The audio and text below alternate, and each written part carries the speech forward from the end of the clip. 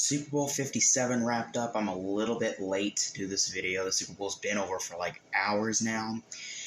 But as an big NFL fan, let's go ahead and talk about this game. I was actually watching it the whole way through.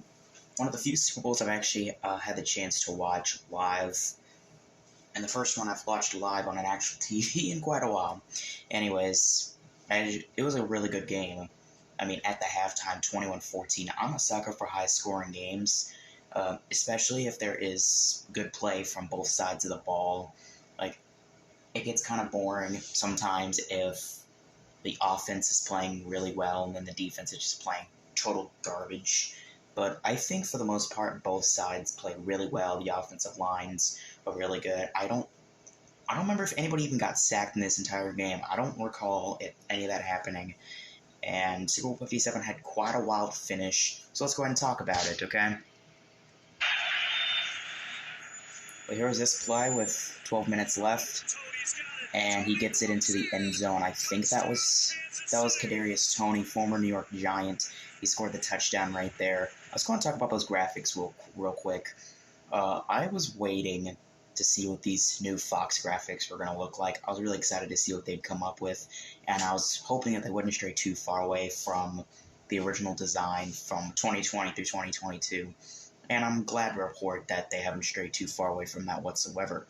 I do question how they're going to fit the regular season records into these boxes. Like, I don't know if they're going to make the team logo smaller or if they're just going to do away with that stuff. If they do away with the team records, that's going to be pretty bad because every other network does it. It'd be really stupid to give up on that. But let's stop talking about the score bugs for a while. Really good score bug. It has a lot of life to it.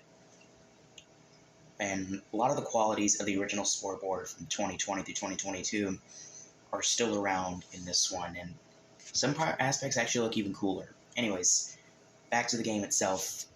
You know, they scored the touchdown, took the lead, 28-27. And I was rooting for the Philadelphia Eagles in this one. You know, it was even on my Discord server and everything.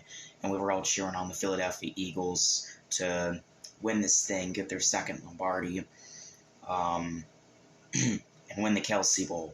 First Super Bowl ever between two brothers. So it was Jason Kelsey. There was also a lot of other storylines. Andy Reid, playing against his former team as he used to be the head coach of the Philadelphia Eagles. Never got them to a Super Bowl, though. And also the first ever Super Bowl between two black starting quarterbacks. Patrick Mahomes, Jalen Hurts, both black. A lot of storylines that were to follow in this game between the two number one seeds in the NFL this season. Predictable yet unpredictable matchup with a lot of controversy surrounding both teams' entries into the big game, depending on how you look at it. Like, controversial on the NFC side, only if you're a player on the San Francisco 49ers, because they've been extremely salty for the most part ever since they lost, because their quarterbacks got hurt. It was ridiculous. And the Chiefs, of course, penalties and all that stuff in the game against Cincinnati, and of course the rightfully called penalty at the very end with a late hit out of bounds on Patrick Mahomes that set up the game-winning field goal. And then with 9.5 minutes to go in the fourth quarter, there was this play, Patrick Mahomes to Sky Moore, and you're going to see just how wide open this guy gets. Look at that. There was absolutely nobody there. He could have just stood at the 1-yard line for 5 more minutes, and he still would have been able to get the touchdown. He was that wide open, and that was huge for the Kansas City Chiefs as they were able to take the lead 34-27 late in the game. Still time for the Eagles to muster something up and retake the lead or potentially just take the whole thing. But definitely got a little bit nervous when this touchdown happened. I mean, how do the Chiefs always do this crap, bro? They always pull this crap off, man. But a great play right there. I don't know how he got that wide open. That was just ridiculous. I was praying when this extra point would happen here. That didn't happen, obviously. It was right through the uprights. 35-27 your score. Hopefully I don't get copyright strike by the NFL for playing these highlights. It's not like a whole bunch of highlights, so I think I'm fine. I think I'm fine. But was still watching the game up to this point, hoping that the Eagles could pull this off, because I was rooting for the Eagles in this one. Not because I have, like, a hate boner against the Chiefs or anything. In fact, my gut pretty much told me the Chiefs are probably going to win this thing. But I still was holding out a hope that the Eagles could pull it off. That was the team I was rooting for in this one. I just like the Eagles more.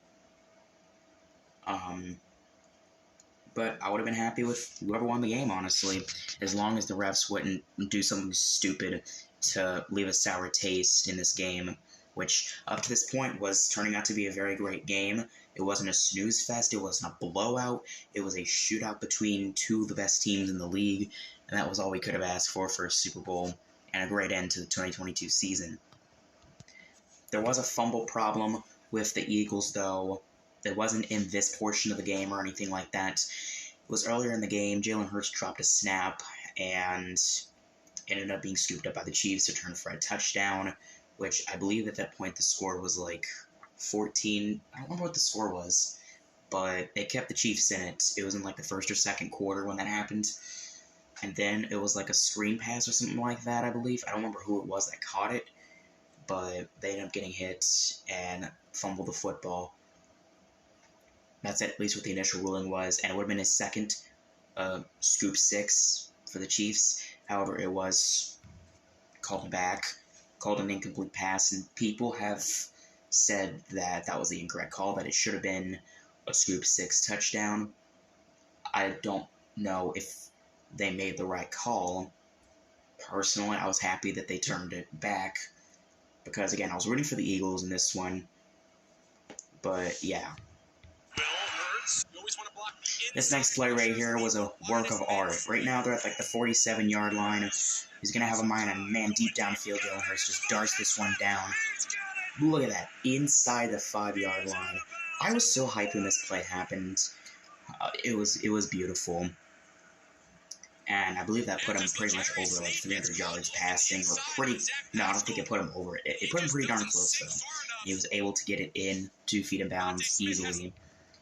And that set up the next play.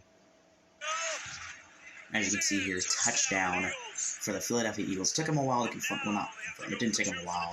It did take a second, though, but Jalen Hurts got it in. I think he had, like, 3 or 4 rushing touchdowns in this game. Dude was a beast.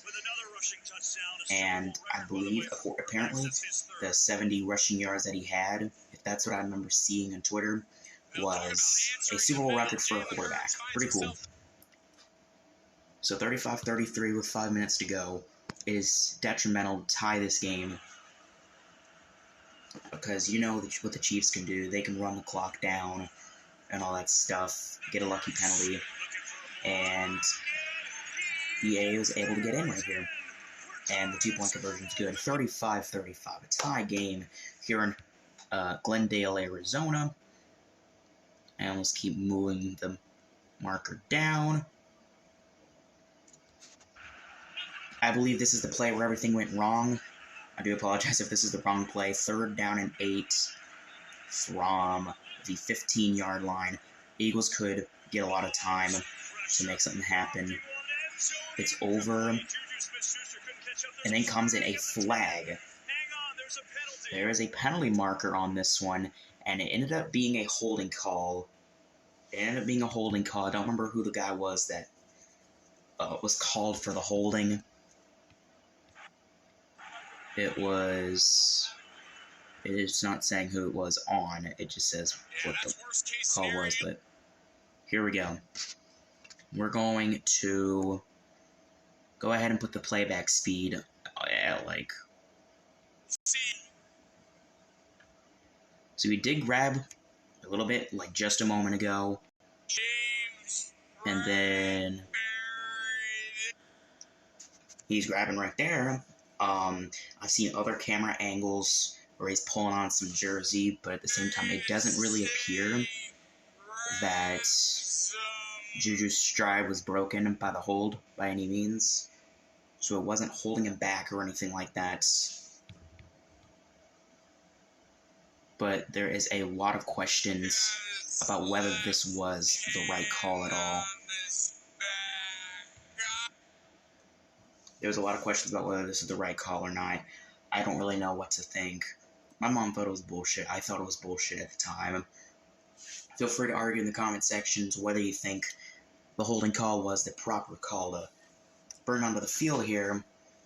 But it managed to give the Chiefs an automatic first down.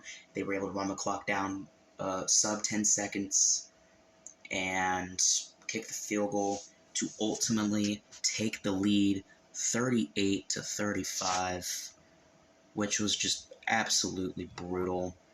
Let's go ahead and try and jump to that field goal real fast. I forgot to change the playback speed. We're not about to watch this game in super slow motion. No thank you. No thank you. So they were to get the clock down to 11 seconds prior to the field goal. Harrison Butker, pretty much automatic. Here's the attempt from 27. I was really hoping that something would screw up, but nope. He gets the kick. 8 seconds left. I'm not even going to show the last play or anything like that. Chiefs squib kicked it to take some time off the clock. That took 3 seconds off. Eagles, I was hoping they would try and get a dart to the sideline, get like 1 or 2 seconds on the clock, and then go for a field goal to send the game to overtime. Didn't work out, though. They only tried for one play. Jalen Hurts tried a Hail Mary, and it went short. It was also incomplete to begin with. And the Chiefs won their 3rd Super Bowl in franchise history. Andy Reid and Patty Mahomes getting his 2nd. It was a disappointing for Eagles fans, and I'm not an Eagles fan, I'm a Texans fan, but I was cheering for the Eagles in this one. So it wasn't, like, heartbroken, but it still was a little bit disappointing, especially with that call at the very end. Even if it was the right call, it really just completely soured what could have been an even greater game. Similar to what happened back in Super Bowl 56, Bengals and Rams, where there was some questionable calls late in the game on the Rams, a game-winning touchdown drive, within like the last 1 or 2 minutes. I will say that the Bengals did get away with a call, with an OPI on Jalen Ramsey on one of the touchdowns that they scored, and there was no flag thrown for it. I hear there was also several penalties that were no calls or whatever in Philly's favor. But it always just seems like whenever one team benefits from something early on in the game, there's an even bigger call late in the game when it matters most, benefiting the other team. It's weird, but officiating really needs to improve soon. I don't think it will, though. And they are not going to beat these allegations of these sports being scripted or rigged or controlled or influenced by Vegas. But that's my thoughts on Super Bowl 57. Texans are going to Super Bowl 58 for sure. D'Amico Ryans, first year as the Texans head coach, is going to be kissing Lombardi in Allegiant Stadium. But yeah, thank you guys for watching. I'll probably post more sports content later on in the future. That's really all I have to say. And peace out, guys. What a great NFL season. I didn't stop the video. I still didn't